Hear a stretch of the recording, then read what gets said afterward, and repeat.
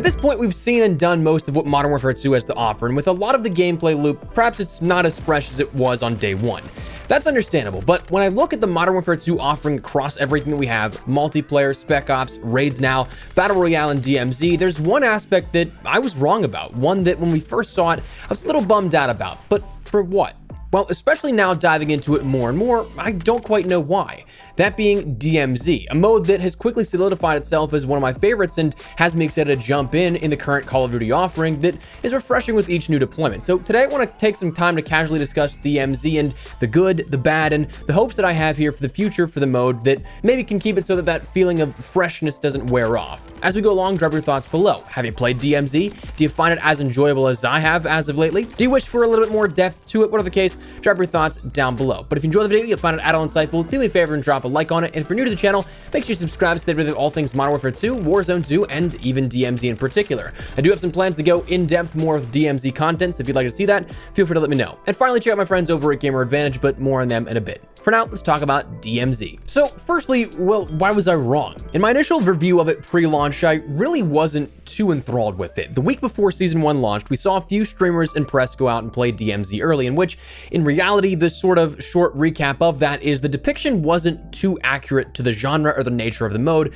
because everyone played it like a battle royale, which DMZ most certainly is not. Fundamentally, it is something that, yeah, you can go and hunt down players, but that's not what the mode is built out to be explicitly. So the initial thought of it was, well, what makes DMZ different? Why would I drop into DMZ if there's Battle Royale right there, or something else perhaps of that nature? It didn't seem like there was any real incentive to drop in if you wanted to play, which was where I was kind of worried about the mode initially, where we had heard all these cool things about what it could be, what it will be over time, but it didn't seem to be that at that moment. But now, a month and then some later, it's nice to know that it does have some identity here to it, and that in that aspect, I was wrong, and there's much more to DMZ. Some good, some bad, and plenty of room for growth and expansion. So let's start out with a positive here. Firstly, it's something fresh, a new experience to the Call of Duty franchise.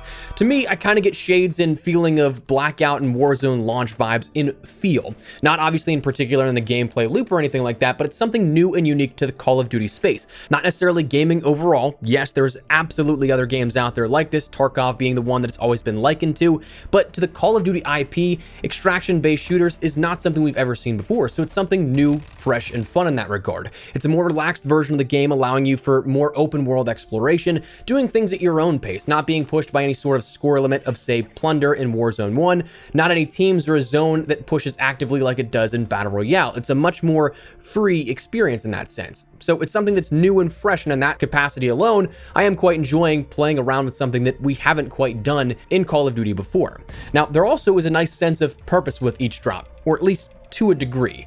We'll talk about that in just a second here, but there's a risk of losing everything upon death. The basic fundamental gameplay loop of DMZ is you drop in, or rather deploy into Al Mazrah or recently Building 21 with an insured weapon, lethal tactical field upgrade, and anything that you had beforehand up until that point. But if you die in either Al Mazrah or Building 21, you don't successfully extract, you lose all of that stuff, and your weapon that is your insured weapon goes on a cooldown for a couple of hours. So there is a risk and a sort of meaning to take a more tactical, methodical nature to your approach in the gameplay loop, which is definitely, again, something different from Call of Duty and a nice sort of deviation if you want something different. Now, I will say in relation to that purpose of each drop to a degree, as we'll expand on shortly, it's all kind of finite is a way that I guess you could put it. Your purpose for dropping in right now only goes so far as to certain levels of completion and how much you really want to do. If you don't care about completing your faction missions, you're not really going to care about dropping in, maybe even at all. Beyond a few rewards, which we'll probably detail later this week, maybe tomorrow,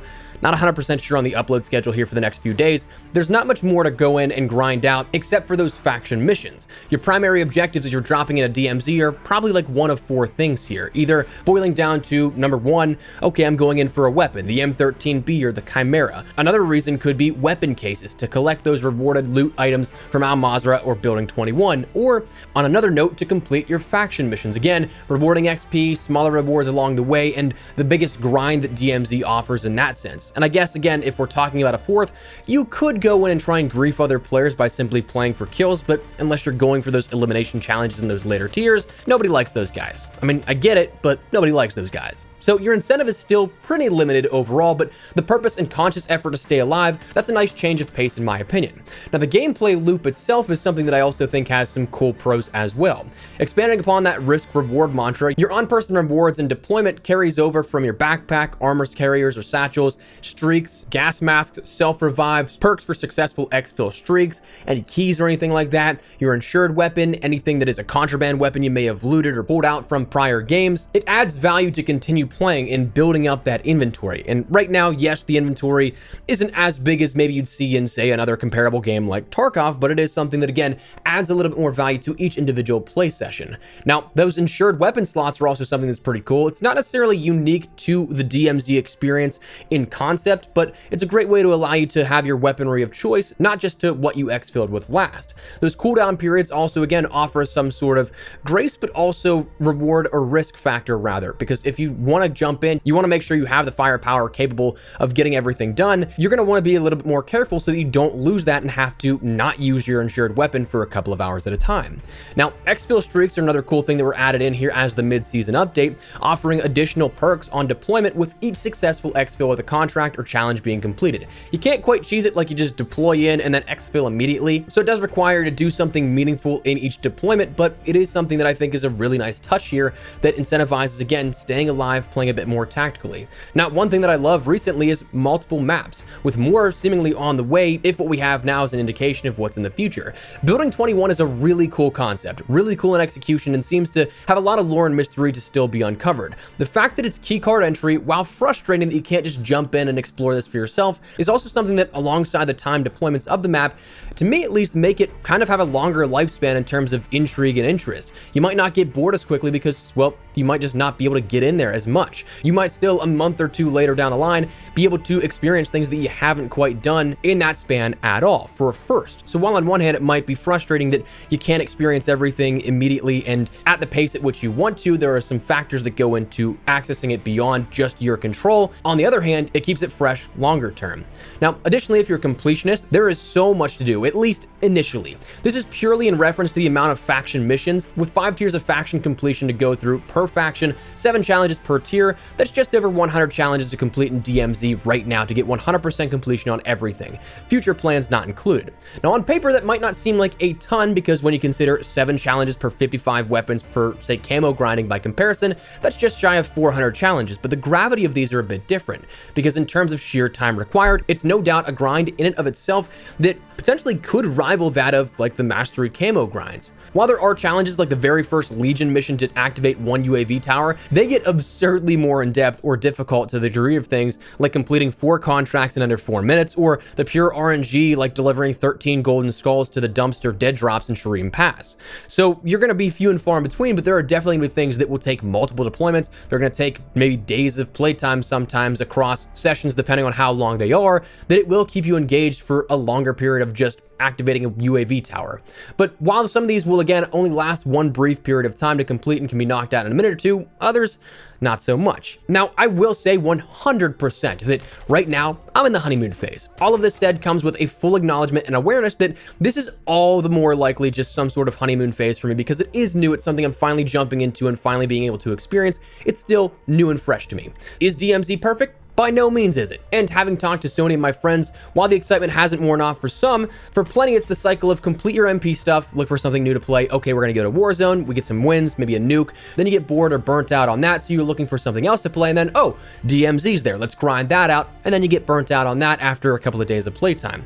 So I fully recognize that right now, my challenges still have this feel of quick completion and near immediate satisfaction, so once you get to those higher tiers, 3 and up, which I'm not there yet, I've seen challenges, they become tedious, tougher, and across multiple deployments for singular challenge completion, to the point where sometimes it's probably not going to be a cakewalk or as enjoyable. So I totally get that right now that stuff that we just said is because it's new and fresh to me. So on that note, some of the cons, let's talk about that. Firstly, it's only trios for starters. I know this is going to be something that affects a lot of people. It's kind of soul-crushing when you get fully kitted and then you lose everything because of an ambush, misplay, or hopefully not dying to an AI, but if you get killed to them and you have to regain, you lose all your stuff, it's a painful feeling. So doing that Solo makes it even worse. Unfortunately, it doesn't seem like we're going to see anything other than trios added in for DMZ. As Infinity Ward has stated, I think publicly, but also privately in our Season 1 Reloaded call that we had with developers, that the vision for the mode and the ecosystem's health of the game is dependent upon trios long term, but it does suck for those that don't normally have a squad of 2 other players. While solos is indeed possible, it's just suboptimal. You gotta use voice chat perhaps at some times and hope the players are cool with you, or just play super stealthy, hope you get lucky, don't run into really too many other enemies, or that you don't get ambushed by AI, because sometimes that does happen. You get some crazy skilled AI and they take you out, and if you don't have a teammate to res you don't have a self-revive, well, you just lost everything. Now, in a 50-50 split, it could be a negative, it could be okay for you. The spawns in DMZ are just strange to me, not necessarily in the sense that they're bad, but that they're so static. Personally, I don't care about this too much, but I know that some people will have issues with it. But the way that DMZ works is that there are static spawn points around the map, on the exterior of the map where everybody is supposed to move inward and explore from there. But you're never more than a few clicks away from another squad that's deploying. So usually it's enough of a distance that you can either venture into the map more, or you can loot up on the outer edges.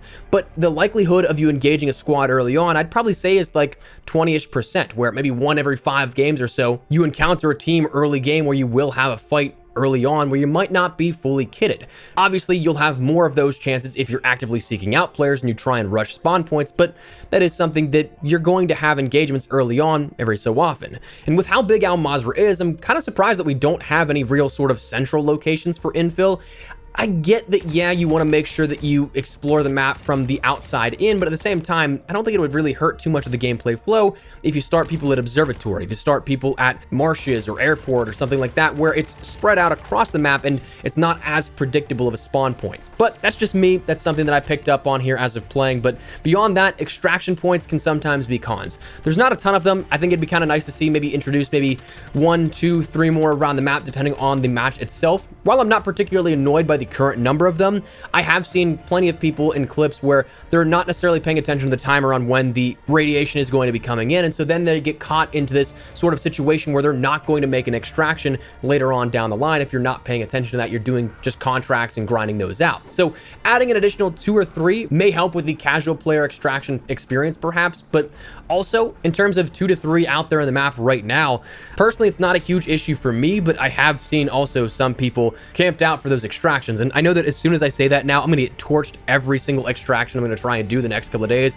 putting it out in the universe. But surprisingly, haven't been camped out a whole ton in my end. So anecdotally, it's not a huge deal. But again, I've seen it happen to plenty of players. Hell, I've even been a player that's rolled up on an extraction, seeing that chopper come in and being the one to kind of grief. Bad karma? Maybe, but anyways, beyond that, another con is that there's no real end game after a point. We'll talk about this in just a second to where I hope the future for DMZ goes, but beyond the previously mentioned reasons to deploy into DMZ, especially if you finish your challenges or get to a point where you don't care, why should you go on?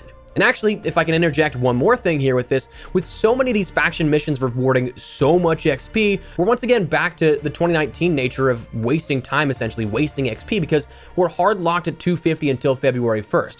I'm just wasting XP completing challenges. With a max, I think there was a Black Mao faction. And also, is it Black Mao or Black Mouse? I don't know. Whatever that last one is, there's a challenge that rewards 40,000 XP for a single mission completion. So once you get to that point, if you're max level for the season, imagine doing all of that and you just don't get really any of that reward. I kind of wish we had a career level that had the ability to run infinitely upwards, but I guess that's a different discussion for a different day. But with no real end game to a point, well, after a certain point, what's the point in going on? And just finally, it can sometimes be monotonous, so that's a con as well. But that's where I kind of want to turn to the future, because while these cons do seem sort of baseline or maybe minor things to complain about, especially as a grinder, because so many people will not put nearly as much time in as the hardcore people that are already completed through all their factions, or they will play 3, 4, 5, 6 hours a day or up sometimes. The nice part is that those sort of minor complaints, there's plenty of room for these to be expanded upon and to be fixed out going forward to make them not so much complaints. Now, the rumor from almost the very beginning was that DMZ as we knew it would be DMZ Lite, the base entry of the full product and what we'd see long term. And with a clear designation of beta on all of the branding, that's pretty clear that that's the intention of Infinity Ward as well. They have stated that they want the ecosystem to grow and evolve, so in what way will we see that? While I'm not expecting anything major like being able to pick up attachments and things like that on the more minor scale similar to Blackout and more similarly an extraction base to something hardcore like Tarkov, it is something there's still a lot of room for improvement. So here's my hopes. Number one, further deployment zones. As mentioned, Building 21 is pretty cool, and while I'd love to jump in and grind it out whenever, especially given still with the holidays and such, how busy I've been personally, I haven't had the time to find a keycard even. So the basic design of Building 21 though is intriguing to me. I mean, I still want to jump into Building 21, explore it, do everything, even though I know what's in there 2 weeks later. So the interest is still there that long after a launch. So the limited bursts work at least on me. Maybe they don't for you, but for me, I'm still intrigued. With a deployment zone selection as well, I think this also opens the door to have plenty more zones like this. Whether or not Building 21 is taken out of the rotation here for months at a time, we get maybe one additional map beyond Al Mazrah to deploy into, we don't quite know, but it is something that I think that there is still plenty of opportunity to see more.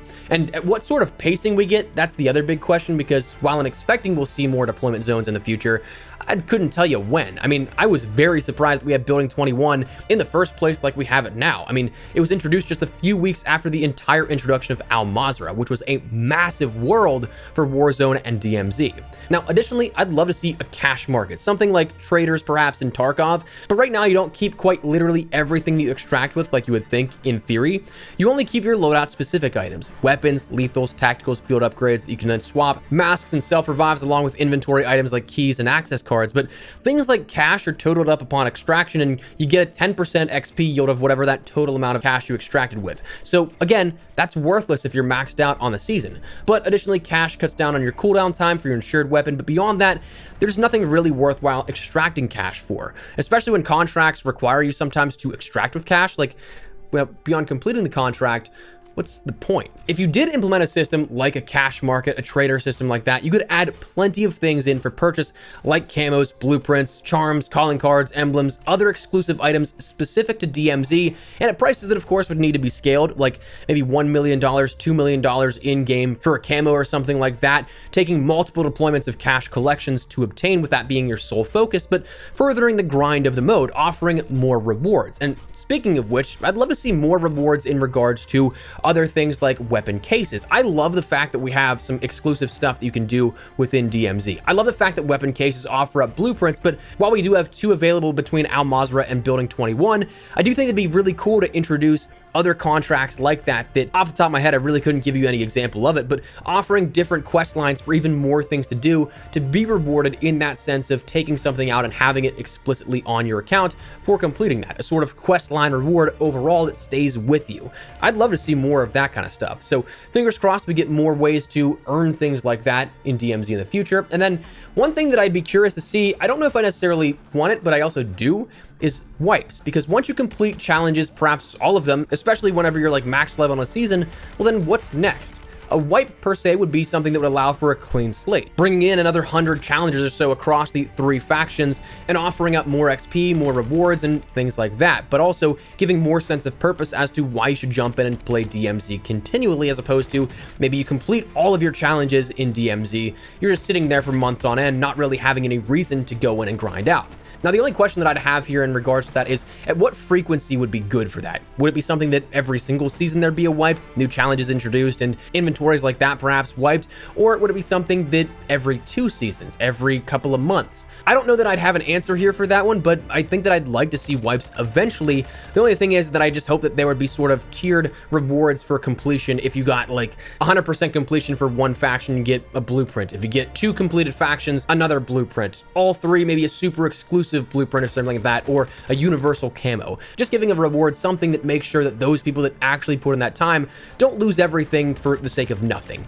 But that said, that's my thoughts here on DMZ, just an overall discussion that honestly I'm really enjoying it. I'd love to know your thoughts down below, but before we wrap everything up, reminder, check out my friends at GamerAdvantage. They provide the best blue light glasses on the market. I've said it time and time again. These guys are an integral part to my daily productivity. Having worked with them for nearly 2 years now, I still will rave about these guys. I've used just about every single pair that you could find on Amazon before these, and let me tell you, man, they are head and shoulders better than anything you'll find out there. They're a bit more of an investment, but it's your long-term vision, so I definitely think it's worthwhile. If you're looking at a monitor, TV, gaming, or whatever the case for prolonged periods of time of day, this will absolutely help you out, as it has me. So while the holiday deals are over right now, it is never a bad time to invest in your vision health. So if you guys would like to learn more, check out their clinical studies, the science behind all of it. They do a great job of breaking it all down. You can find it all down there in the description below, going to their website. But if you want to pick something up, use code Espresso for 10% off your entire order. But for now, that's what we're gonna call it. So I'd love to get your thoughts and feedback down below. How are you guys liking DMZ? Have you jumped in? If not, are you guys gonna try it out? Whatever the case, feel free to let me know. But if you enjoyed the video, if you found it at all insightful, do me a favor and drop a like on it. And if you're new to the channel,